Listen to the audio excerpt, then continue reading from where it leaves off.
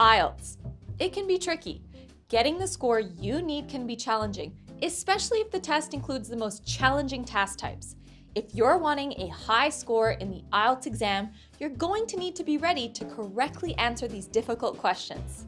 Fortunately, that's what we're going to be doing in this video. We're going to practice answering some of the hardest questions in the Ielts exam. So, get a pen and paper and prepare yourself for some brain busters as we take a look at the hardest tasks in each of the 4 Ielts sections. We'll start with the listening section first.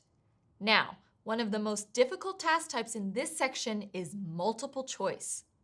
Multiple choice can be tricky because you have to read the questions and answer options, match what you hear to the options, and try to keep up with the audio recording all at the same time. But the questions we're going to look at today are even harder because of this instruction here. You need to choose 2 correct answer options, not just one. Although you could get multiple choice questions in any part of the listening test, in this video, we're going to focus on part 3. In this part of the test, you'll hear a conversation between 2, 3, or even 4 people, and they'll be discussing an academic project or course of some kind. So another reason this question type is challenging is because the questions may ask you about one of the speakers or all of them. For example, here, questions 1 and 2 say, which 2 things do Jenny and Liam agree to include in their presentation? While questions 3 and 4 say, which 2 feelings did Liam experience during the exchange? So you need to read each question carefully and make a note of whom the question is about. Then, when you listen to the audio, you must understand not only the answer, but also who expresses the idea or opinion. This can be tricky. Another issue to consider is that the answer options are not in the order you'll hear them in the conversation. For example, the first option in the list could be mentioned last. Usually, you'll hear most or even all of the options mentioned in some way, but only 2 of them will answer the question. This makes understanding exactly what the speakers say about each option very important. Don't choose an option just because the speakers talk about it. You need to make sure it answers the question. One thing that many Ielts candidates find difficult is that the questions and options don't use the same vocabulary that you'll hear on the recording. So when you're looking for key words in the questions and the options, you need to paraphrase those key words in your head. Think of other ways to say the same thing. For example, in option A here, photos of key activities, photos could be pictures or images or snapshots. Ielts wants to test your vocabulary, so remember to listen for meaning, not for the exact word. Finally, this type of question sometimes tests your ability to identify the speaker's attitude, feelings, or emotions. And this is challenging because the speaker may not say, "I was angry," or "I don't trust them." Instead, the feelings can be implied by the words they use to describe the situation. So again, this is how Ielts is testing your vocabulary range and understanding of the small differences in meaning between different expressions. Let's have a closer look at the task for the multiple choice activity we're going to practice. If you want, you can download this hardest question practice booklet for free. It includes all the questions from this video. I recommend it if you plan on taking the paper-based test. It also includes a few bonus practice questions. Download it by clicking the link in the description. Before the recording of the conversation starts, you'll hear some audio instructions that provide the context. Listen to those carefully, as any additional information can help prepare you for the conversation you'll hear. Then, there will be time for you to read the questions and the options. Use that time wisely, reading the questions and options, noticing the key words, and thinking about ways to paraphrase them. In a moment, you'll be able to practice this task. Remember, do not immediately choose the first option you hear. The speakers may go on to say something that indicates a different answer. Keep listening while the speakers discuss the other options. Now, it's your turn to try this activity, and then I'll be back to check the answers. Now look at part 3.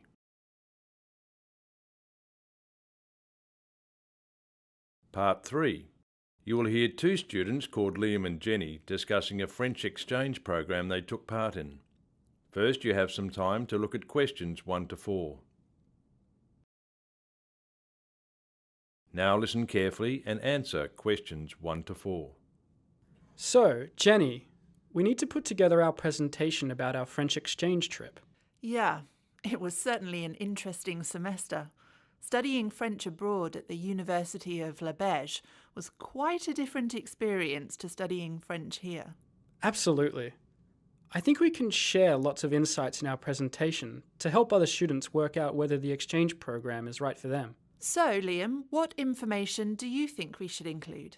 Well, I don't think we need to go into too much detail about the institution itself, because it won't be relevant to students who go to study at other universities. Oh, that's a good point.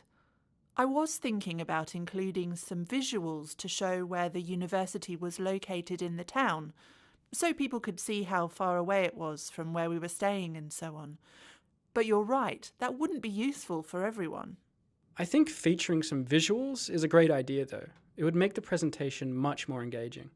And it would allow us to showcase some highlights of our trip, like attending the Bastille Day celebrations. And our weekend skiing in the Pyrenees, all that incredible scenery. I think people would like to see that. Agreed. Do you think we should show some things on campus too, like the lectures and tutorials? Good idea. We could even display our weekly schedule to give others an idea of what it entailed. What do you think? Sounds good. I'd also really like to include some details about the families we stayed with too. They really helped to make the exchange such a fantastic experience for us, and it would be a fitting way to show our appreciation to them. Remember, they won't get to see this presentation though. Maybe we can thank them in some other way. I suppose so. So, while we're giving the presentation, we can share our overall impressions and views on the exchange. Of course. What's your memory of what it was like on our first day? Oh, I remember being a bag of nerves. It was really daunting. But you seemed surprisingly calm. I think I was. I always got excellent grades for my French here, so I was confident I could cope in France. But then we got into the first lecture, and it was like, what's happening? Why can't I understand anything? The lecturers all spoke so quickly, and the other students' accents were really difficult to understand. But we didn't give up, and we improved massively. In the end, I thought, well done, us. Yeah, I feel like we sound more like native speakers now, and I don't think we would have achieved that in such a short time over here. So, how did you go? Were you able to identify 2 correct options for each question? Let's have a look at the transcript of this conversation as we go through the answers. The first question was, which 2 things do Jenny and Liam agree to include in their presentation? The first option they discuss is when Liam says, I don't think we need to go into too much detail about the institution itself. And Jenny agrees with him by saying, that's a good point.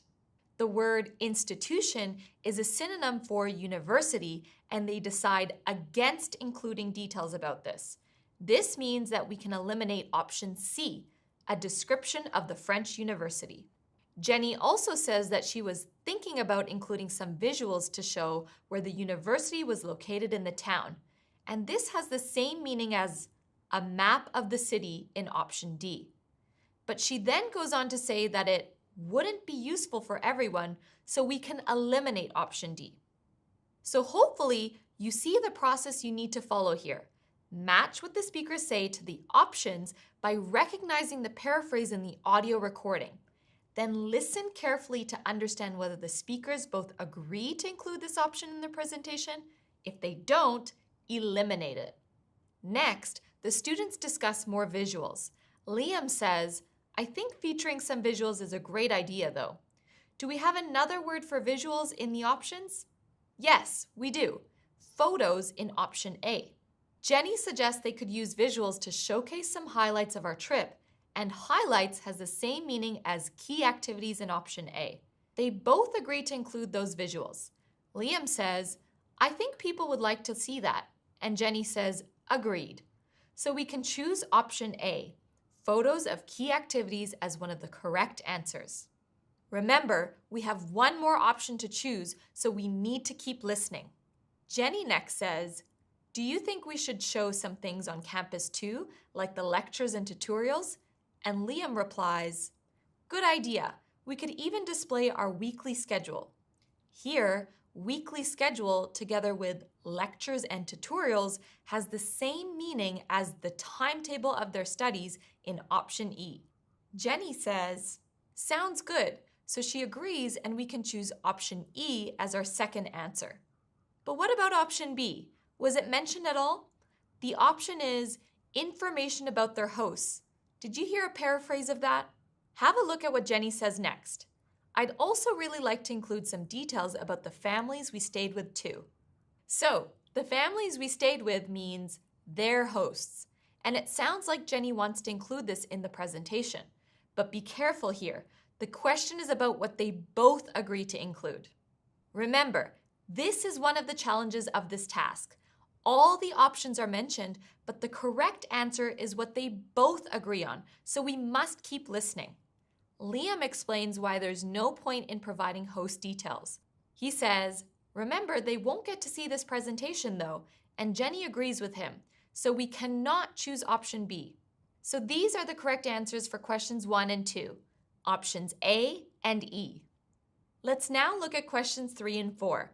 We need to identify the feelings that Liam, not Jenny, experienced during the exchange in France. The first answer option is nervousness. Was it mentioned? Well, it was. But who was nervous? Let's check the transcript. They're talking about their first day on the exchange, and Jenny says, oh, I remember being a bag of nerves. The phrase, a bag of nerves, is a synonym of nervousness, but it's Jenny who says this. So this is a distractor because the question is about Liam's feelings. We can eliminate option A, and we need to keep listening.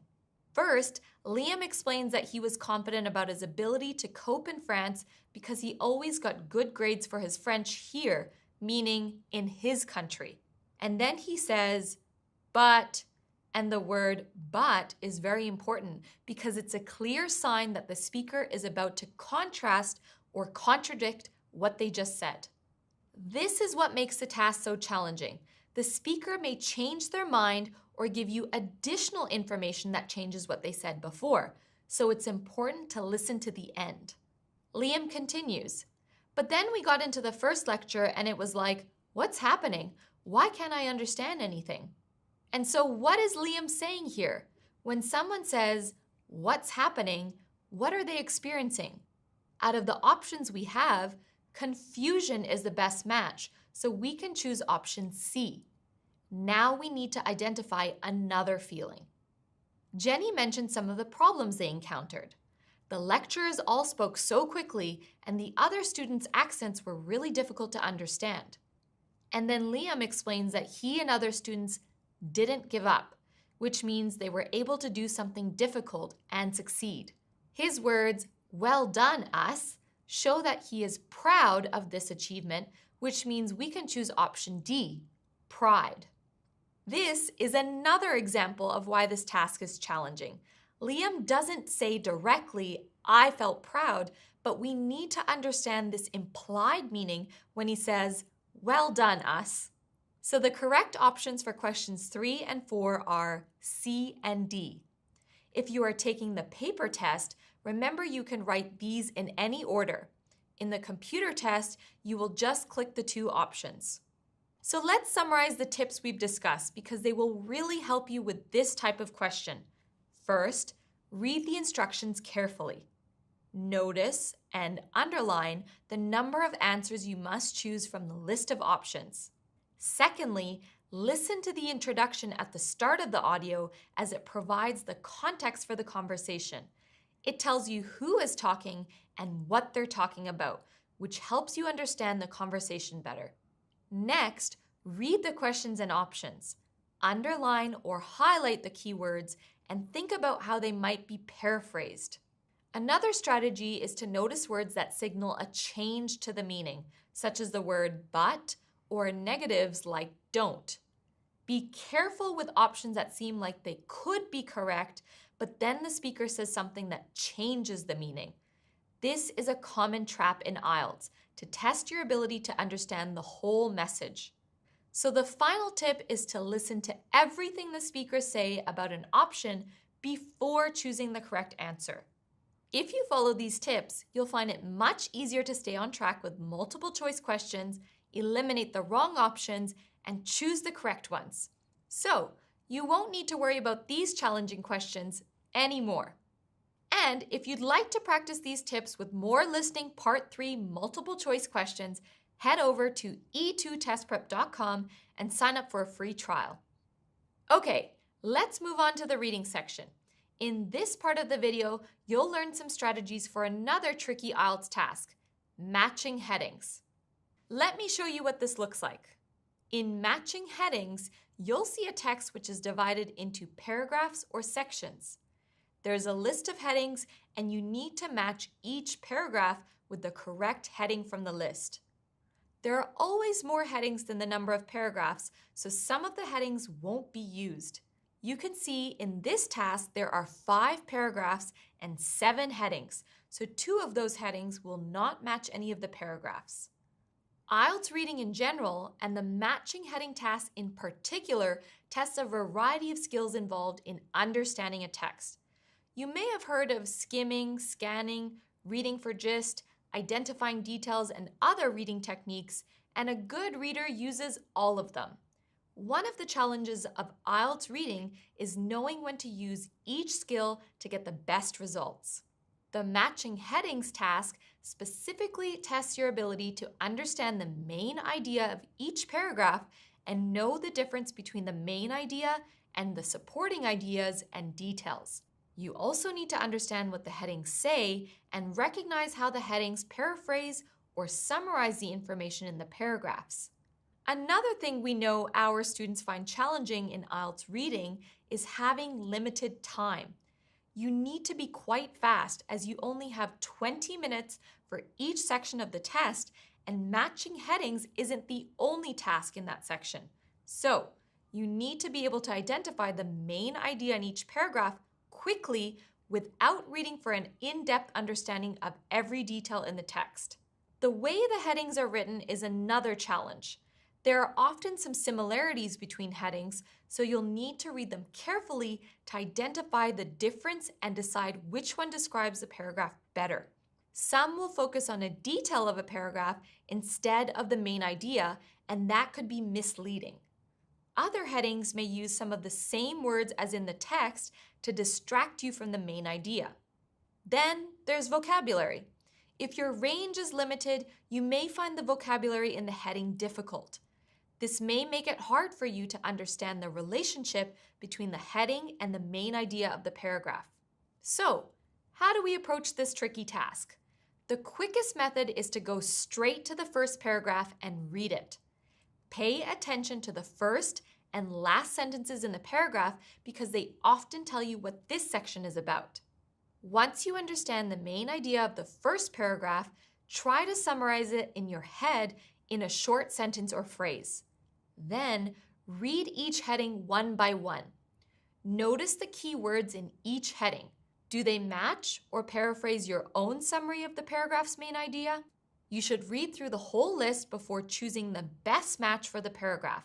Then, repeat this process for the other paragraphs. Now I'm going to give you time to try the task we looked at before. You'll see each paragraph on the screen with the list of headings, so pause the video so you can read the first paragraph, and when you're ready, hit play to get to the next paragraph. Remember, if you want, you can download the hardest question practice booklet, which will make the process of reading and answering much easier. Download it for free by clicking the link in the description. Okay, so here's the first paragraph. Feel free to pause the video now. Here's the second paragraph. Here's the third paragraph. Here's the fourth paragraph. And here's the final paragraph. So, how did you go? Let's have a look at the answers. In paragraph A, the first sentence says, learning to read is a crucial component of school curricula around the world. The second sentence explains this idea, why reading is important at school, and the rest of the paragraph extends the idea by saying that it's important not only at school, but in all areas of life. It says it's essential for personal and professional development and vital for accessing information, making informed decisions, and understanding diverse perspectives. So this sounds like the main idea is that reading is an important skill throughout life. Now let's read through the headings. When you read the headings, keep focusing on your summary of the main idea. It's important to keep going through the whole list, even if you think you found a match. You never know if a different heading at the bottom of the list may sound closer to the main idea. The heading that matches our understanding of the paragraph is number 4, a key life skill. The word key means extremely important, and as we've seen, the paragraph has many references to how important reading is in many different areas of life. Now you should go on to the next paragraph, read it, and summarize its main message in your own way, briefly and clearly. It's like creating your own heading, so the matching process becomes easier. Look at these parts of paragraph B that give us the main message. Children absorb a great variety of information from their surroundings. These surroundings significantly influence their ability to read. Quality time spent with parents, insufficient exposure to books, and limited interaction with literary phrases lead to reading difficulties later in life. All of this is about things that influence children's reading ability, what young children experience, what they hear around them, and how they spend time with their parents. Which heading contains this main idea? It's number 7, the importance of a child's environment. Child's environment is a summary of all of those things mentioned in the paragraph. You might have been tempted to choose heading 6, from pre-readers to experts. But although the paragraph does discuss pre-readers, that is, young children who don't read yet, it doesn't discuss expert readers. So we can't choose this heading because it doesn't accurately summarize the main idea in this paragraph. We've now used 2 of the headings in the list. In the exam, you can cross out the used up headings if you're sure about your choices. This will help you focus on the remaining options. If you're taking the test on computer, you'll drag and drop the heading above the correct paragraph, which will help you see which headings are left in the list. Now let's read the next paragraph. This part of the text discusses when children should be taught how to read, which the text calls children's formal instruction in reading. We can see that some scholars believe one thing and others think a different approach is better. A third group, some parents, think babies should learn to read. So different people have different opinions about this, and there is a debate or disagreement about the best age to teach reading. The heading that has the same idea is number 1. Diverse voices has the same meaning as people with a range of opinions. You can see that the headings paraphrase the main ideas in the paragraphs. So being able to recognize that paraphrase is a key skill here. Let's keep practicing it as we look at paragraph D. This paragraph describes a process of developing reading skills stage by stage. The first sentence starts with the words, the first phase, which gives us the idea that there'll be other phases. Then we have the next stage, the novice reading phase. As children progress, they become more confident and fluent, finally reaching the advanced reader phase. So how can we summarize what this paragraph describes? It explains a reader's ability at each stage of development from a low level to a high proficient level of reading. Let's check if there's a heading with a similar meaning. Here, heading number 6 captures the idea of moving from level to level, from pre-readers to experts. The word pre-readers is a paraphrase of emerging reader phase in the first sentence. We know this because the prefix pre means before, so a pre-reader is at a stage before being a reader. And the text says that in the emerging reader phase, young children listen to someone reading to them. meaning that they can't read themselves. The word experts in the heading means the same as having exceptional proficiency, which is what we see in the last sentence. So, from pre-readers to experts is a great summary of the process of learning to read, which this paragraph explains. Did you manage to avoid the distractor here? Heading 3 is why some children read slowly, and the word slowly appears in the paragraph. It says that children become more confident and no longer need to slowly sound out every letter. But this paragraph does not explain why children read slowly, and even if it did, this is not the main idea of the paragraph, so this cannot be the correct heading. One more paragraph to go.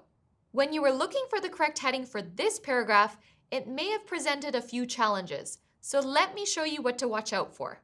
The first sentence tells us that the paragraph is about the best methods for teaching students how to read. That sounds like a number of methods will be mentioned. The next few sentences explain the role of phonics, how the sounds of the language match the written letters. But the sentences in the middle suggest that this method has limitations, saying, but this can be challenging, and mastering the alphabetic code alone does not guarantee proficient reading. At this point, you might think that the writer is criticizing the phonics method, and you may be tempted to choose heading 5, the discrediting of phonics. But remember, we need to get the central idea of the whole paragraph, so let's read the rest of the paragraph and check the overall main message. In the middle of the paragraph, we find another approach to teaching reading, but the next sentence says that this approach is not as effective as phonics-based methods. This says that the phonics method is not so bad after all, and that means that heading 5, the discrediting of phonics, would not be correct because it doesn't match the meaning of the text. The final sentence says that some educators choose to combine both methods. This last sentence presents a kind of conclusion.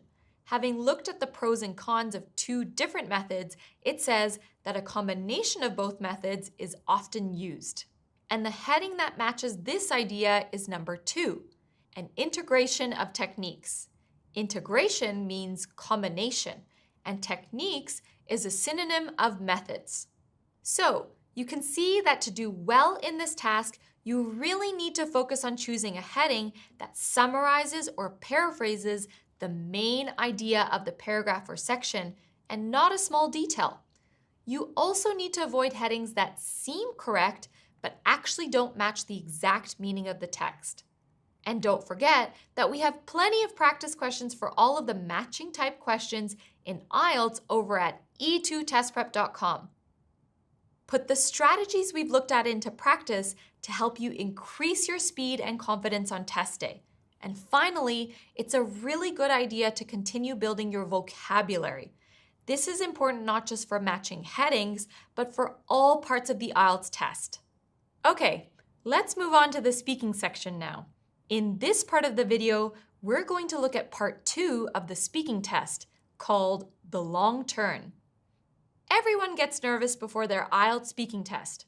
It's natural. Talking to a native speaker can make you feel shy or anxious, and in an exam situation, that feeling only gets stronger. You've told us that part 2 of the speaking test is the part that makes you feel the most worried. So that's what we're going to focus on now, to give you the confidence you need to get the best score on test day. In part 2, you'll be given a task card like this one. You can see it has a main instruction about the topic, which here is, describe a type of food you would like to try. And underneath there are some other points you could talk about. You'll have 1 minute to prepare what you're going to say. You'll then need to speak for between 1 and 2 minutes. The topics are about you, things you do, things you like, something that happened to you in the past, or something you might do in the future. During your part 2, because it's a long turn, you need to show your ability to extend your response. Although you're given instructions to speak for 1 to 2 minutes, to get a high score, you really need to keep going for the full 2 minutes until the examiner stops you. This gives you the best chance to demonstrate your ability to meet the speaking assessment criteria. The speaking test is assessed on 4 criteria: fluency and coherence, lexical resource or your vocabulary, grammatical range and accuracy, and pronunciation. The examiner will give you a band score for each of these, which will be combined to produce your overall speaking band score. So what do candidates find are the biggest speaking Part 2 challenges? Well, meeting the criteria of fluency is a big challenge. And what's fluency? Firstly, it's the length of your answer, the ability to speak for the full 2 minutes. A fluent answer is also one where you don't hesitate too much. You don't think too long about your words. Another problem some people have is a lack of ideas, along with difficulty extending those ideas. In this task, you need to think on your feet, which means thinking of ideas quickly. You do have some time to prepare, but it's only 1 minute. One reason it's hard to think of ideas is because there's such a wide range of possible topics in IELTS speaking. For example, some common Part 2 topics include books, art, magazines, films, or music, friends, family, or special occasions, hobbies, sport, travel, or shopping, or jobs, transport, communication, technology, or the environment, and many more. And because the range of speaking topics is so wide, it means that you may not have enough words to express yourself well. You need a rich and diverse vocabulary that would be appropriate for each topic. This includes using synonyms so that you can paraphrase yourself instead of repeating the same words again and again. You also need to use correct collocations, words that go together, as well as idiomatic language, especially if you're aiming for a higher score. Building your vocabulary takes time, but it's essential for all parts of IELTS. Correct use of grammar is another challenge. Part 2 topics may ask you to describe what happened in the past, or to discuss your experience so far, or to talk about what might happen in the future. All of these require different grammar tenses, so you need to pay attention to your use of grammar and make sure you demonstrate your grammatical range and accuracy. Let's have another look at our sample speaking Part 2 task to see how we might overcome some of these challenges. The first thing to do is make sure you understand your topic. In this task, you need to describe a type of food you'd like to try. First of all, notice that the topic is asking you to talk about a food you haven't tried yet. This is the meaning of would like to try. Some people ask, do I have to tell the truth? The answer is no, you can make things up. But make sure that if you decide to make up an answer, it's about something you know how to describe in English. For example, don't say you'd like to try Italian food if you don't know words like pizza and spaghetti. Another question that sometimes arises is whether you need to cover all the prompts on your card. In this topic, there are 4 prompts, talking about the type of food, explaining how you know about this food, suggesting where you would try it, and explaining why you'd like to try it.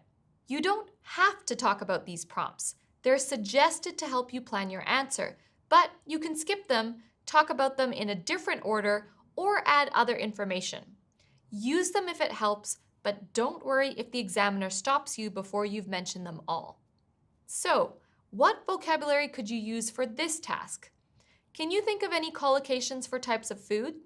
How about fast food, street food, gourmet food, or the food of a particular country, such as Mexican food? What about any adjectives or idioms to describe food?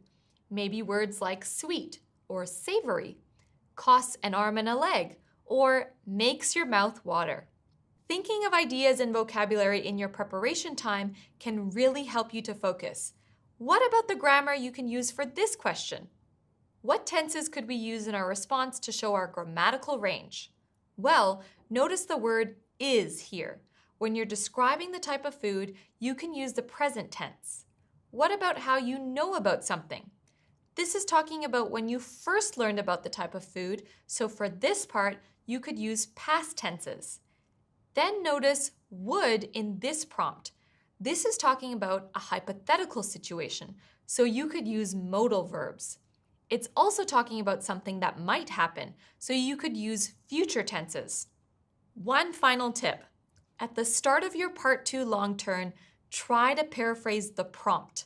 For example, if the task says, describe a special meal you had, don't begin by saying, I'm going to describe a special meal I had. This is boring, but more importantly, it's not helping you to get a higher score because you're not showing enough flexibility in your language. Let's see how we could start better. Instead of repeating the words from the task card, you can impress the examiner by using your own vocabulary and adding some details. For example, I'd like to tell you about a time when my family and I went out for dinner. Or, I'm going to talk about a special lunch meeting I had with a colleague last week. These sentences have some good collocations and they introduce the same topic but without using the same words. So, I hope that's giving you some ideas to get started. Now it's time for you to have a go. First, I'll give you 1 minute to prepare your answer to this question.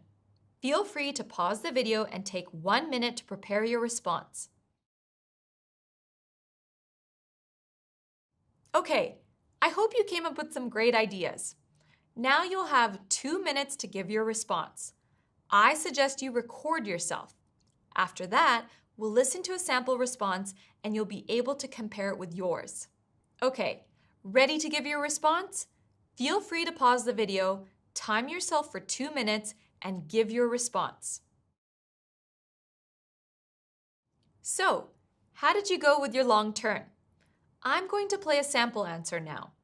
Look at the topic again, listen carefully, and think about why this is a good example of a Part 2 response. Let's listen. Thank you. Now I'm going to give you a topic and I would like you to talk about it for 1 to 2 minutes. You'll have 1 minute to prepare and you can write notes if you want.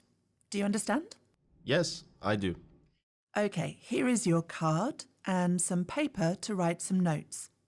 I'd like you to describe a type of food you would like to try.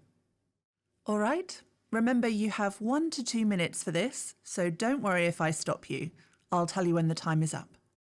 Can you start speaking now, please? Well, the type of food I'd like to try is Indigenous Australian food, which is often known as bush tucker. It's food that's native to Australia and has been grown, gathered, prepared, and eaten for millennia by Indigenous Australians. I first heard about bush tucker when I was watching a TV show called I'm a Celebrity, Get Me Out of Here. On that show, the contestants were challenged with eating some of the more unusual indigenous ingredients, such as green ants and witchery grubs, which look similar to caterpillars. While I feel a bit too squeamish to try those particular foods, it did lead me to research other indigenous foods. I learned about fruits like Davidson plums, which are tangy rather than sweet, and nuts like the bunya nut, which is like a giant pine nut, and when cooked apparently tastes like buttered potatoes. I also learned about native flavorings like lemon myrtle, which gives a lemon sherbet flavor, and can be used in anything from curries to cakes, and mountain pepperberry and saltbush, which are bush alternatives to salt and pepper. I haven't tried any of those ingredients before, and they sound so tempting. So I'd love to try this cuisine. I also think it'd be a great way of learning more about Indigenous Australian culture. From that perspective, I'd love to try this food in an Indigenous culinary experience in Outback Australia. I think it would be fascinating to see how the food is traditionally prepared. And of course, even better to try the food. I'm planning on visiting Alice Springs and Uluru sometime next year. So I think I'll try and see if there's a suitable bush tucker experience that I can take part in there. Thank you. Do you think other people would also like to try this food? Oh yes, absolutely. I think it sounds delicious, and it's also a great way for people to learn more about Indigenous Australian culture and heritage. Did you notice that at the end of the long turn, the examiner asked a follow-up question? This may or may not happen in your exam. Think of it like a part 1 question. You should answer it briefly and specifically. If it's a yes/no question, give a short and direct response first, such as yes I do or no I haven't, and then extend it in 1 or 2 sentences. Okay, let's look at the candidate's long-term response to see what makes this a good answer and learn some tips and tricks to help you give a high-scoring response too. Here's the transcript. Let's think about the first marking criterion, fluency and coherence.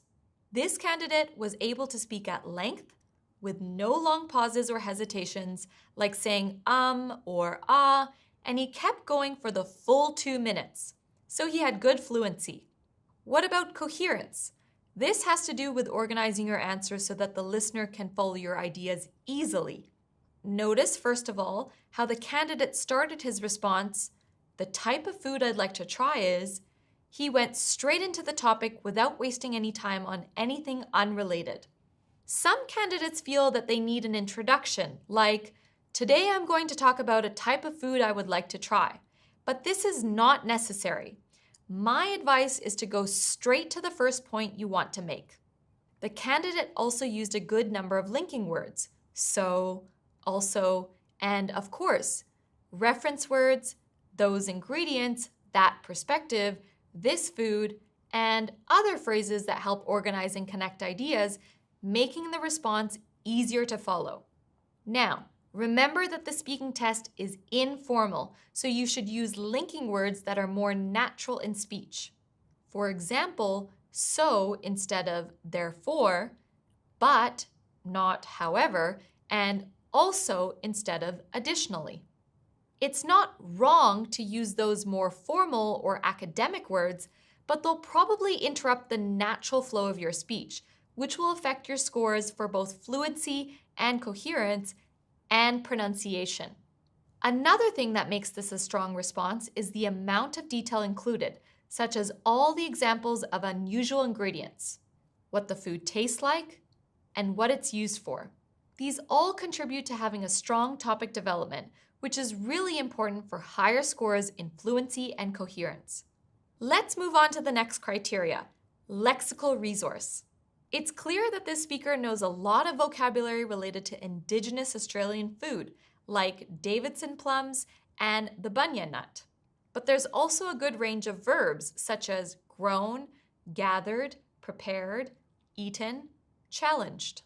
And the speaker uses an impressive range of adjectives and adverbs, such as squeamish, tangy, sweet, giant, buttered, tempting, fascinating, and traditionally, which enhance the response, making it descriptive and more interesting. A lot of these words are what Ielts calls less common items because they're not the basic everyday words we use all the time. You need to use some advanced words like these if you're aiming for a band 7 or higher. The next speaking criterion is grammatical range and accuracy. Range means that you have to show a variety of structures that you can use flexibly.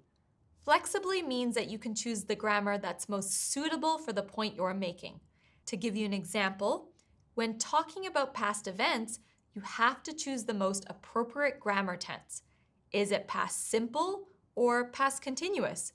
Could it be the present perfect tense to talk about something that started in the past but is still happening? In our audio, the speaker made use of a wide range of tenses with high accuracy. Heard, past simple, was watching, past continuous, I feel, present simple, haven't tried, present perfect, I'm planning, present continuous for future plans, and I'll try, future. The speaker also used a range of grammatical structures, including relative clauses like which looks similar to caterpillars, and comparative forms such as more unusual and rather than sweet. You can see modal verbs like can and would, and a big range of simple, compound, and complex sentences throughout. Pronunciation includes using the correct sounds of the English language, which can be different from your first language. Then there's intonation, when your voice goes up and down because you need to avoid a monotone, which is a flat tone that's very difficult to listen to. You also need to speak with meaning. This includes using correct word and sentence stress, good rhythm, using connected speech, and having the right pace, neither too fast nor too slow. Let's listen to some examples to illustrate what I mean. Firstly, let's think about the speaker's intonation. And has been grown, gathered, prepared, and eaten for millennia. Did you notice how the intonation made the meaning clearer? Grown, gathered, prepared, and eaten all have upwards intonation to show he's giving a list. And then millennia has downwards intonation to show the list is finished. Let's listen to another example of good intonation. While I feel a bit too squeamish to try those particular foods, it did lead me to research other indigenous foods. Did you hear how his voice went up on squeamish to highlight his feeling? And a similar thing happened on did. Here his voice goes up to emphasize the word. Using intonation to help the listener understand your meaning and feelings is a key part of scoring well in pronunciation. Let's listen to an example of appropriate rhythm in this response. I also learned about native flavorings like lemon myrtle, which gives a lemon sherbet flavor and can be used in anything from curries to cakes. Did you notice how the candidate groups words together into chunks or ideas and pauses in between? This is very important as it helps the listener follow your ideas more easily. Finally, let's think about whether the speaker uses connected speech. I haven't tried any of those ingredients before, and they sound so tempting. Notice that he says, I haven't tried, not I haven't tried. This is a key feature of connected speech. You don't need to say the sound at the end of the word if it's the same as the sound at the beginning of the next word. The candidate also joins words together effectively. In good connected speech, if the first word ends with a consonant sound and the next word starts with a vowel sound, you can run them together. So our candidate says tried any and those ingredients. Showing features of natural connected speech like this will help you to get a high band score in pronunciation.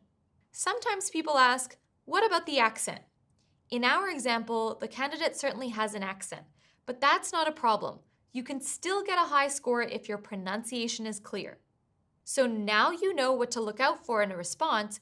Go back and listen to your recording. Did you use good pronunciation? Did you notice any errors in vocabulary and grammar? One really good strategy for improving your speaking is to write down exactly what you said in your practice recording because it's easier to analyze your language when it's written down. Check if you remember to use correct tenses and a range of grammatical structures. Check your range of vocabulary. See if you need more synonyms. Perhaps you could use more adjectives to describe places, people, and feelings. This will help you fix your errors before your exam and greatly improve your accuracy and your Ielts score. Be sure to practice your speaking with lots of different topics. Try to write down as many relevant ideas as you can in 1 minute. Then start speaking and try to extend your notes by adding more detail and description. Then listen back to your response and see if you could improve. Do this every day and you'll soon see your confidence and ability rise. If you would like an extra speaking part 2 task card to practice with, download the free hardest question practice booklet by clicking the link in the description. I hope you found this information helpful. Good luck with your speaking. Okay, now let's move on to the final part of the writing test. In this part of the video, we're looking at task 2 in the Ielts writing test, the essay. We know students find this task very challenging because you have to analyze an essay prompt, think of ideas, write your essay, and check your writing all in a fairly short space of time. So we're going to look at a task 2 essay prompt and see how to approach writing your answer and hopefully take away some of the stress of this task. Let's get started. In writing task 2, you have to write a formal essay. It's recommended that you spend 40 minutes on this task, and you have to write at least 250 words. Your essay is marked on 4 criteria: task response, which is your ideas; coherence and cohesion, which is your organization and structure; lexical resource, which is your vocabulary; and grammatical range and accuracy, which is grammar and punctuation. Task 2 is worth about 2/3 of your total writing score. The rest comes from task 1. So why do candidates feel that task 2 is one of the most difficult parts of the IELTS test? Well, the first challenge is understanding the topic and what the essay prompt is asking you to do. If you misunderstand the prompt and discuss the wrong thing, or you don't write about all the parts of the prompt, you'll score low on the task response criterion and could end up with a low overall band score. Let's have a look at the prompt we'll be working with in this video. It says, in the age of digital communication and social media, face-to-face interactions are becoming less common. Some people think that this is decreasing people's ability to communicate well in person. Do you agree or disagree with this view? In IELTS, the essay prompt always has 2 elements. One is the topic, that is, what the essay will be about, and the other is the task, what the essay should do.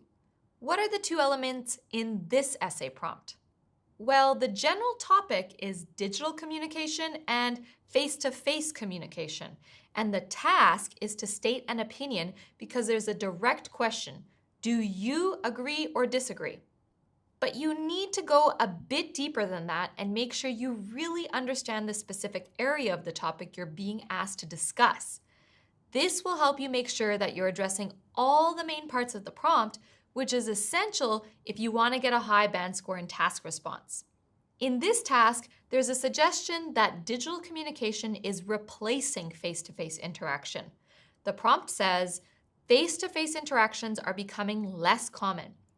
It also suggests that some people think this creates problems, specifically that it's decreasing people's ability to communicate well in person.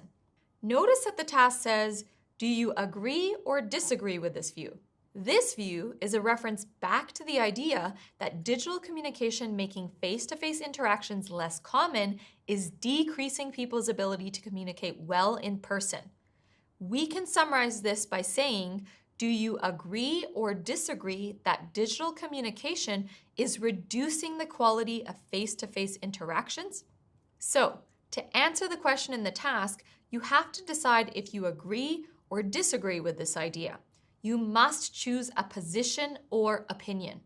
Now, there are several different types of tasks or questions that you might get in the essay prompt on test day, which makes preparing for the essay more challenging.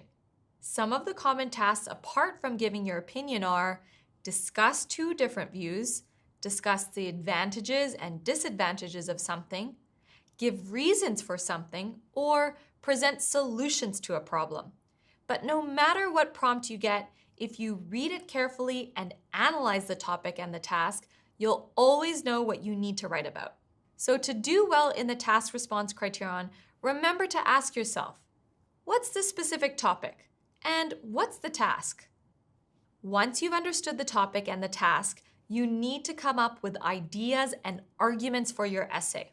So, when you're preparing for task 2, you'll need to practice generating ideas on a wide variety of topics because on test day, you'll need to think of ideas quickly.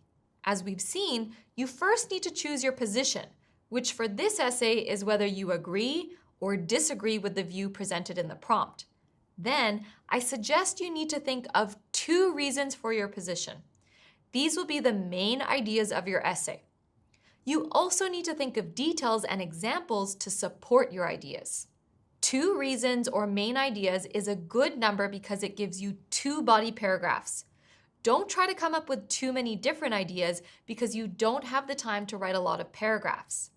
Writing more than 3 paragraphs usually means that the ideas inside each paragraph are not sufficiently developed or supported. Another challenge is that your essay needs to be cohesive, which means well organized and logical. You must use a clear essay structure, including an introduction and a conclusion, as well as 2 or 3 body paragraphs. So it's essential that you spend a couple of minutes planning your essay. Organize your essay so that each body paragraph has one focus or main idea. Then arrange the supporting ideas and examples inside each paragraph so they develop in a clear and logical way. If you have a plan you can follow, it'll be much easier to write an essay that flows well from one idea to the other, and your score in coherence and cohesion will be higher. Another reason why this task is challenging is that you have to pay close attention to your use of vocabulary and grammar. Essays are formal pieces of writing, so you need to choose appropriate grammar structures, words, and phrases, avoiding ones that are too casual or informal. You need to demonstrate a good range of vocabulary to allow some flexibility. The examiner will also look at the precision and accuracy of your expression. For example, whether you're using correct collocations, prepositions, and appropriate synonyms. And your spelling must be correct too. Your grammar is assessed in a similar way, range and accuracy. The examiner will assess the variety of the structures you use, so your essay should contain a mix of simple and complex sentences. They'll also look at your errors, how many mistakes you make, and whether those errors are in basic grammar or in more advanced structures. This also covers the use of correct punctuation. As you can see, there's a lot to think about, and this makes it a demanding task.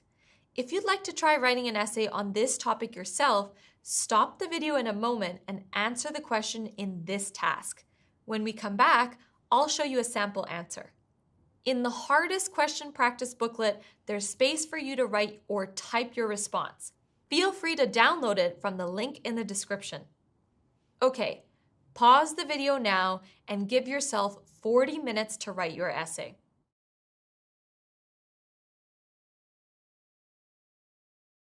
Okay, how did you go? Let's look at a sample response for this task, and I'll explain why the choices the student has made in their writing will give them a high score for this essay. We'll start with the introduction. With the prevalence of communication technology, people are interacting in person less and less often. As you can see, it's a paraphrase of the first sentence in the prompt. The job of the first sentence is to introduce the general topic of your essay, but it's important not to just copy the prompt, so writing the ideas in the prompt in your own words is the best way to go here. The second sentence is, I believe this has a negative impact on their ability to communicate effectively face-to-face. And this is where the writer has stated their opinion. In opinion essays, your position needs to be very clear throughout. Don't wait until the conclusion to express it. Make it clear in the introduction.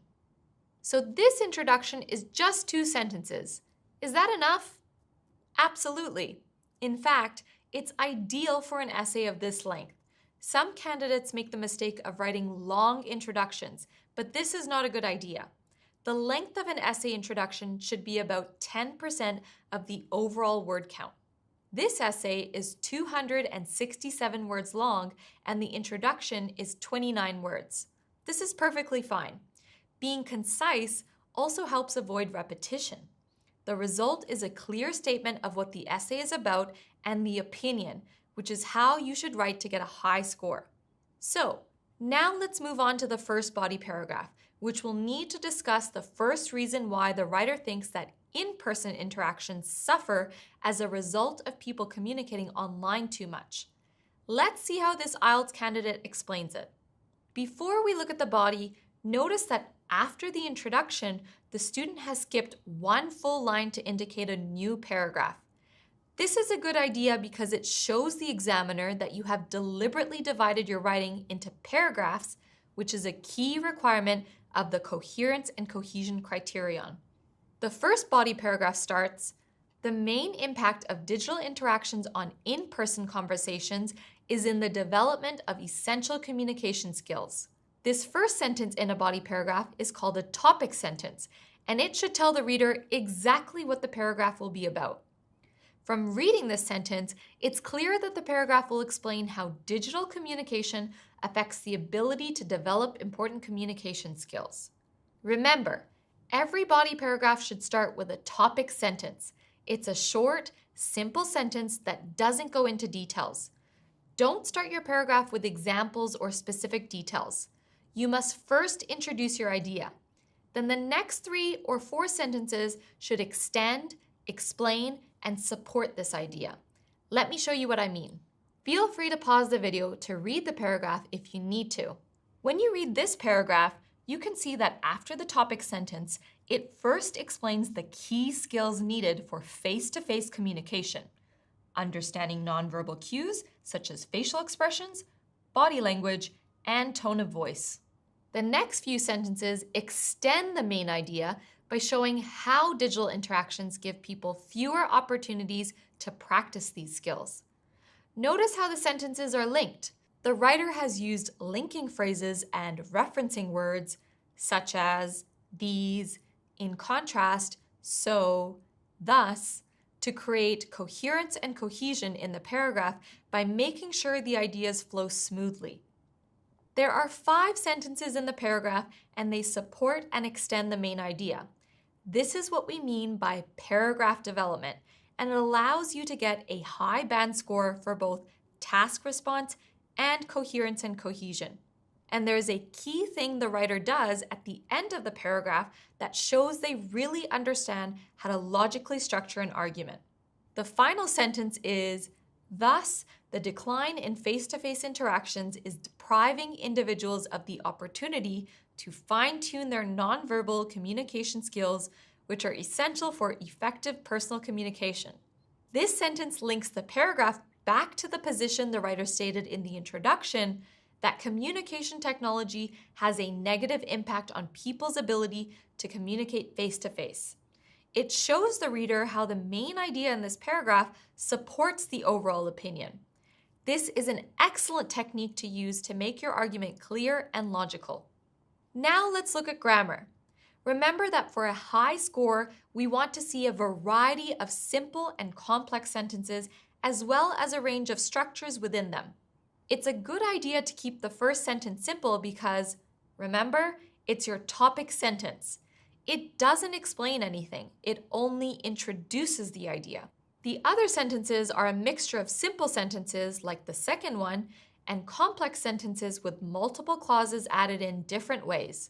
For example, here, the writer has used the conjunction so to join 2 clauses together. And in the last sentence, they've used a relative clause to add additional information. There's also some variety in the structures the writer has used.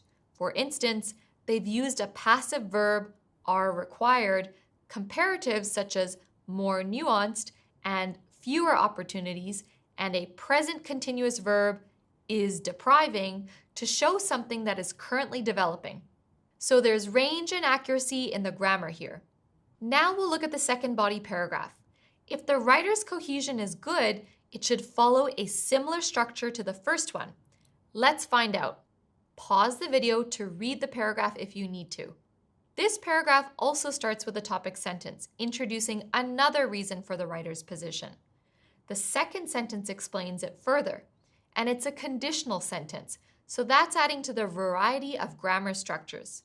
Sentence 3 starts with a referencing word, this, which is a great way to link ideas and create a cohesive flow by reducing repetition in your writing. There's another referencing word in sentence 4, these attributes, and this sentence has a relative clause.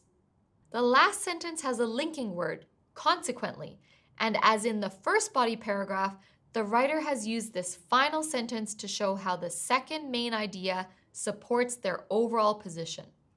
So we've looked at the organization and grammar in the body paragraphs.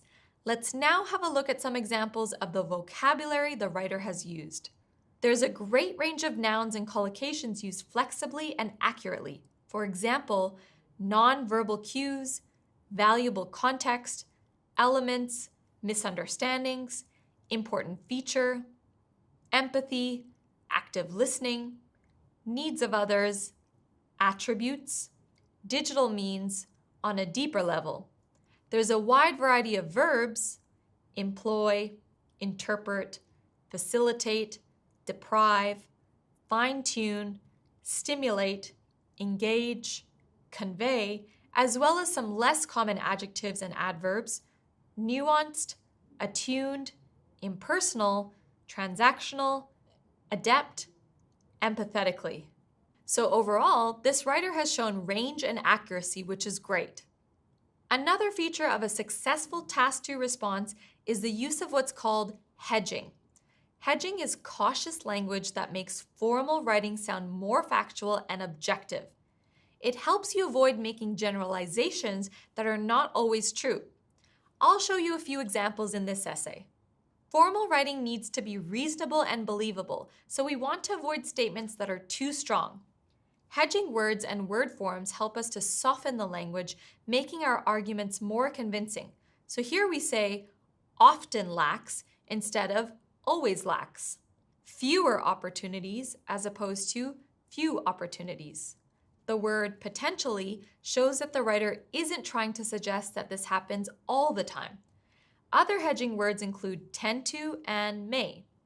If you want to take your writing to the next level, I encourage you to use hedging in your essays.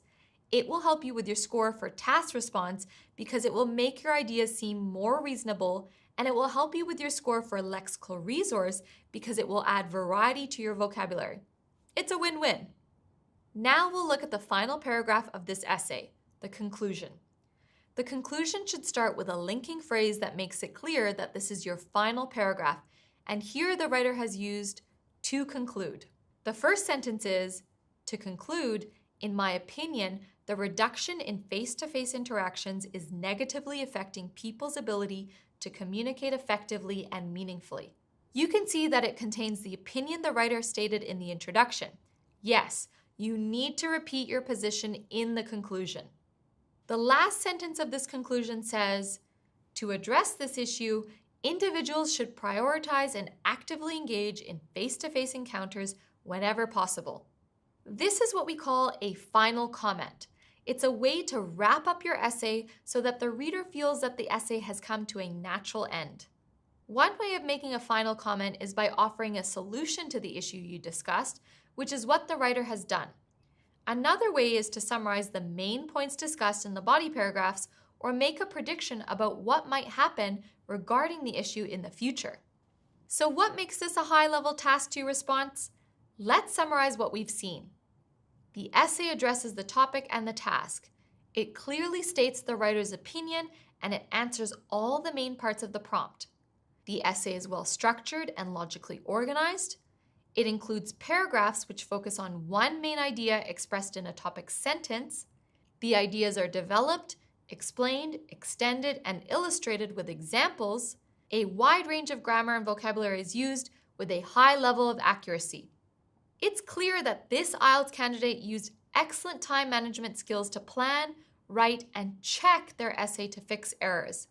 Make sure you do the same in your test for a high band in your IELTS writing. Remember, you can get access to more writing preparation materials, including Writing Task 1 practice questions at e2testprep.com. That's it for our look at the most challenging questions in the IELTS test. We hope you feel a bit more confident to tackle these questions now. We'll see you over at E2 Test Prep for some more opportunities to put these new skills into practice. Good luck!